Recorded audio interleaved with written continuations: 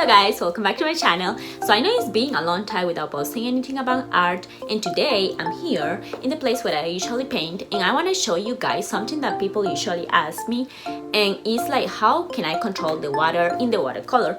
So for this video I'm gonna show you guys like some techniques that I use to actually know my colors and actually know like if I add a lot of water what will happen, or if I don't add enough water what will happen to the paint, and I want to show you guys that. So let's continue with this video.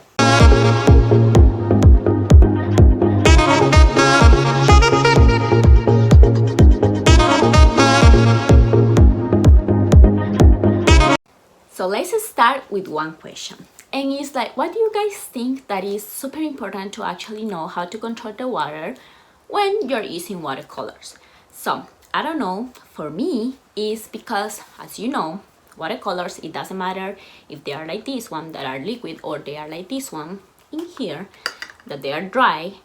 Like all the watercolors that you use, they need water in order to actually work, to actually start painting your beautiful drawings, your beautiful designs, all of this that you want to make. And so since this needs water, like you need to know like how much water it actually needs, or depending on what kind of design, you need to know how intense that color is going to be, or if you don't want it with like a lot of intensity. So many people just start adding white, and the white is not an infinite color. So for this reason, for me, it's important to know how much water to add, and it's important to not only know the water control but also know how the colors that I have in my palette start working, how like they change when I add water and all of this. So this is the main reason for me, like that is super important to know how to control the water. The other thing that is really important of how to control the water is because when you put a lot of water into a paint, it's gonna turn like that.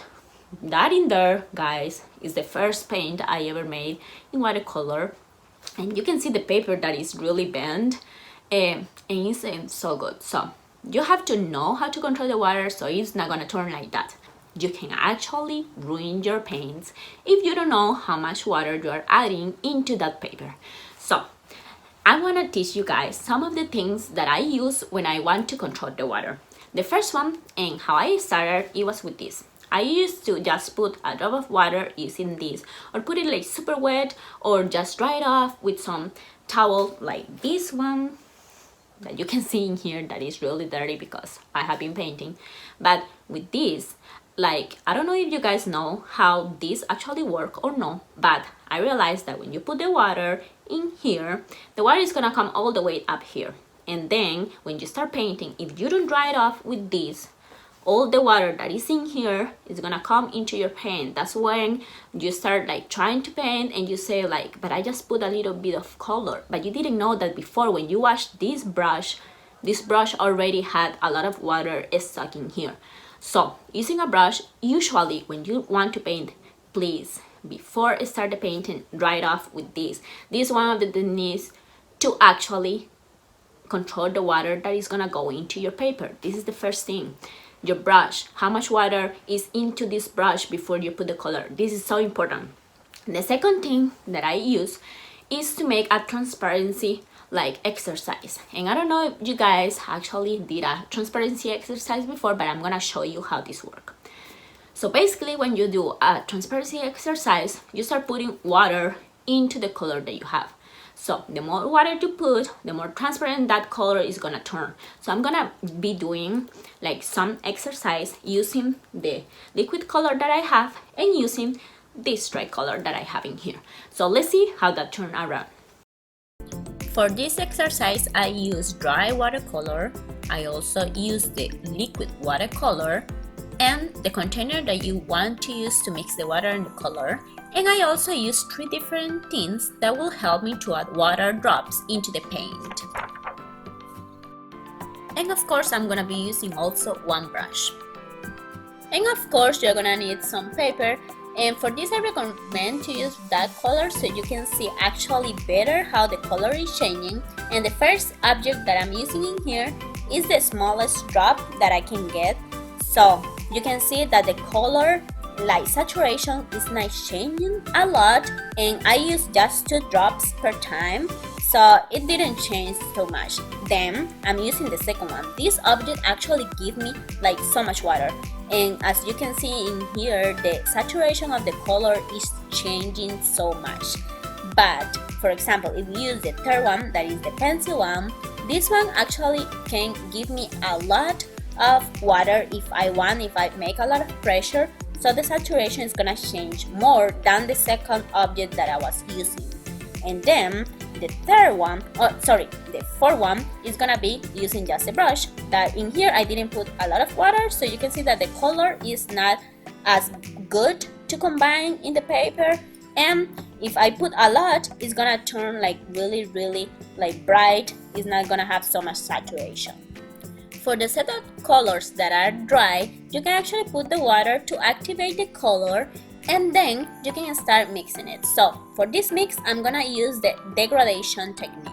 So I'm gonna be putting the color that is the full saturation, and then I'm just gonna add water to that color that I already have in the paper. So in that way, you can see that when you like degrade, when you take all the saturation from that first color, the color is gonna turn like into really light color, and if you add more water into this light color, you're gonna obtain a brighter color.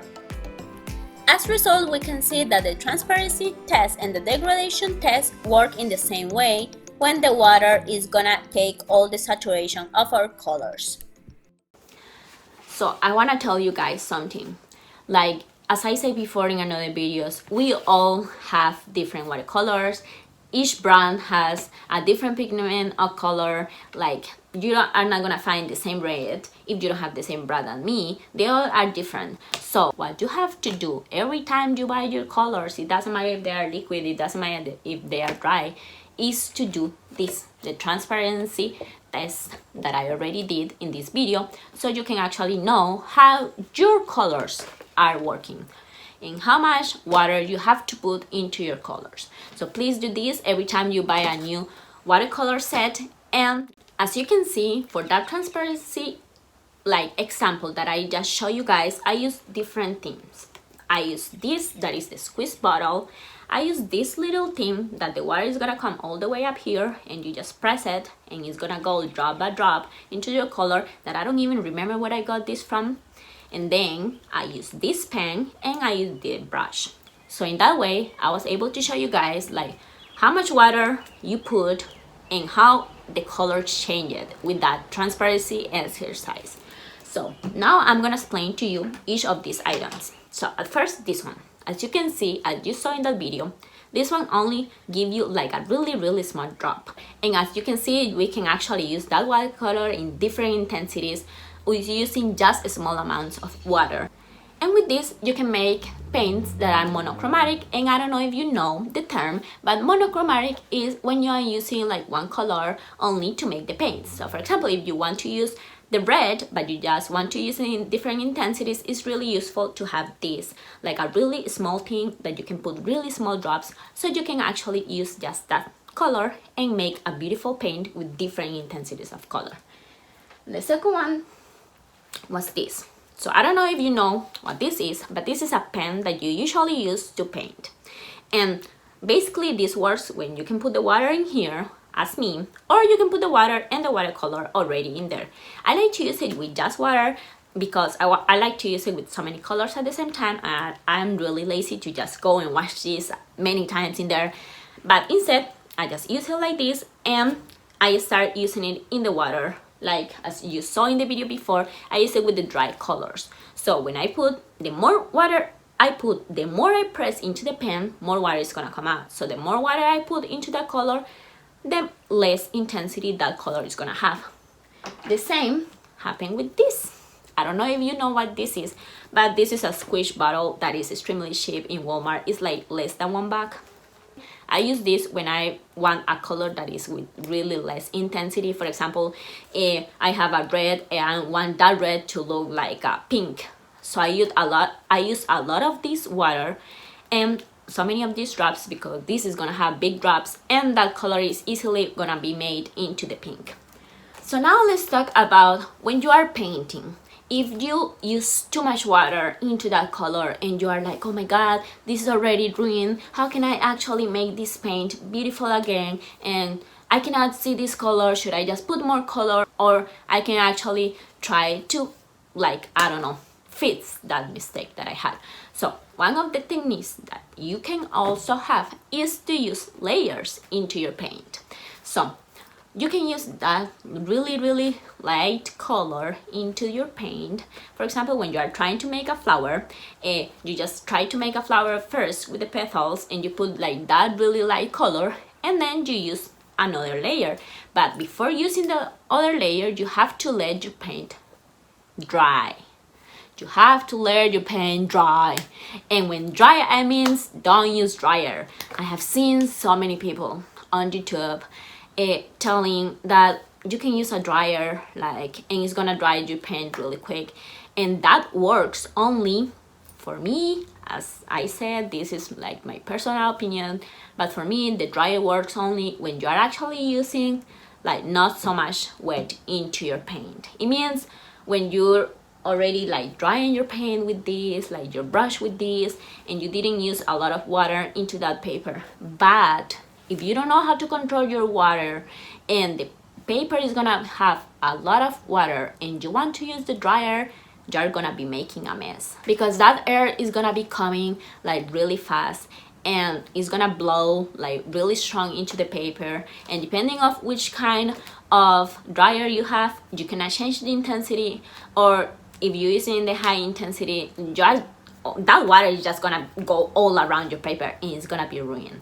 So for me, I recommend like to just use the natural air. So just basically paint your drawing, your beautiful design, and let it be in the table for a little bit. You can go and eat something, or you can go and do something else and then return and do, for example, in here. This is already dry. You already have this layer, so you can come and put another layer of the same color in here, and in that way it's gonna change the intensity. This is how I did it before. These two were, this one's the first layer I used, and this one I put 2 layers of the same color. And this takes a lot of time, but if you're a beginner, and just don't waste your color, just don't go and wash like your palette, as I said before. Like when you have a palette, when you have something to actually mix the colors, you don't wash it, you just let it dry and then you activate the color again. So just do layers.